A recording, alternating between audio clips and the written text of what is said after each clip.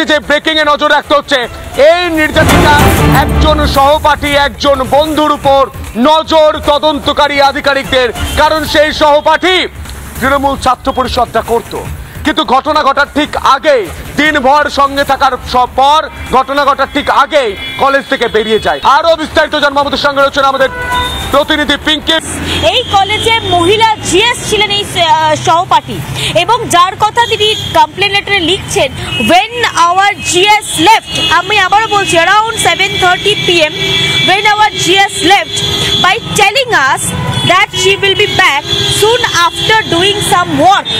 অর্থাৎ জিএস সেদিন উপস্থিত ছিলেন এবং তাদেরকে জানায় যে তার একটা ছোট্ট কাজ আছে, সেটা সেরেই ফিরে আসছে। 7:30টার সময় সেই জিএস কলেজ ছেড়ে চলে যায় এবং তদন্তকারীরা একটা খুব গভীর প্রশ্ন এই মুহূর্তে করছে যে শুধুমাত্র কি এই তিনজন, অর্থাৎ মনোজিৎ, প্রমিত এবং জয়ীব, এই তিনজনই কি ছিল, নাকি পরিকল্পনার মধ্যে উপস্থিত ছিল এই সহপাঠীও?